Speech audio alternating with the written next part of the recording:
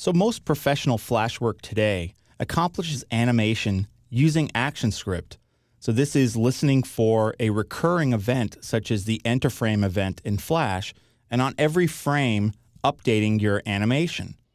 Well, there's several different ways in which you can accomplish the same things in JavaScript.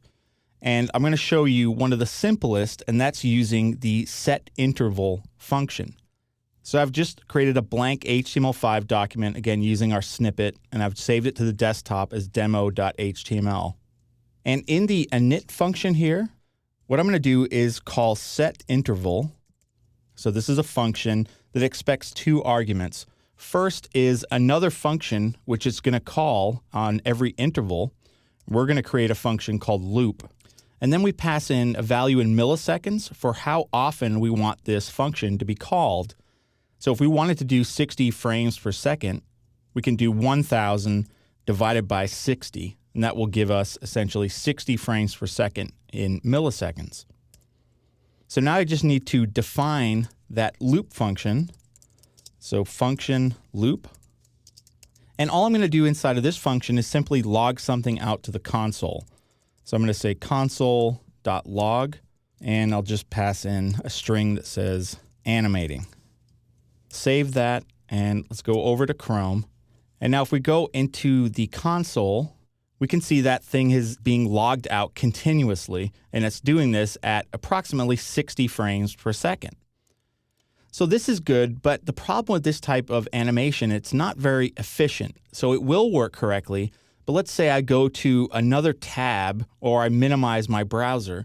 When using setInterval, that is going to continuously run, and it could, let's say on a mobile device, drain my battery.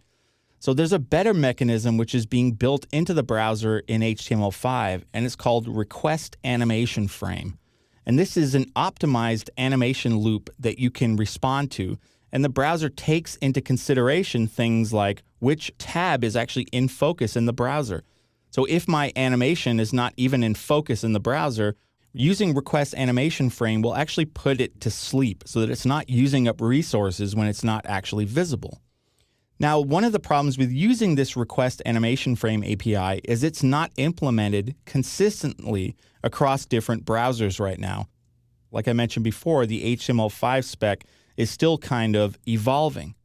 In the meantime, there's some nice shim code available, and this was created by Paul Irish, who works for Google, in addition to a couple of other folks. And essentially, this is a self-executing anonymous function that you can include in your project, and this will make it consistent across the different browsers. So all I'm going to do is copy this code. I'm going to go back to Sublime Text and create a new document, Control or Command N, paste in that code, and now I'm going to save this to the desktop, and I'm just going to call it raf.js for request animation frame. So now that I have that, I can simply include that as a script at the top. Type in script and hit tab, and then add a source element, and I'm just going to include raf.js. What that JavaScript file is doing is it's going to allow me to use the request animation frame API, and it's going to go ahead and make sure that that is consistently working the way it should, regardless of what browser I'm in. So definitely a very useful piece of shim code to include in your projects.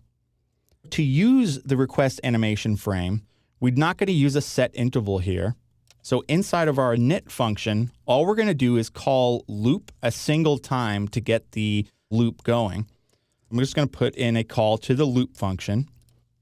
And now at the top of that function, I'm going to call the request animation frame method. So request animation frame.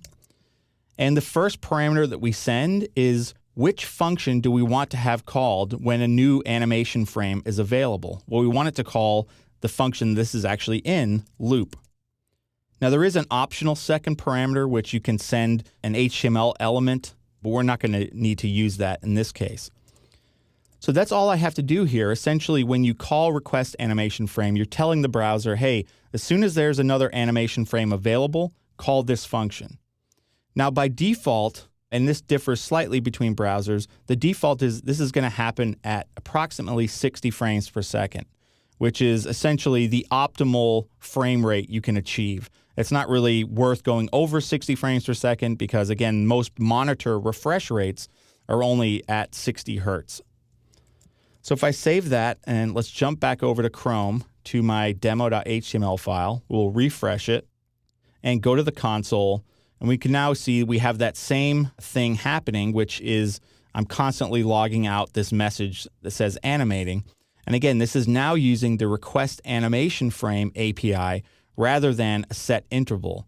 And this is going to be really important. Again, let's say you're building something for mobile devices. You want to make sure that you're respecting what the user is doing. So if your animation is not actually even visible, well, don't be eating up all their battery life by doing all kinds of animation that's not even worth doing because it's not even visible. So again, the request animation frame using this shim code is the best practices way of doing animation loops in HTML5.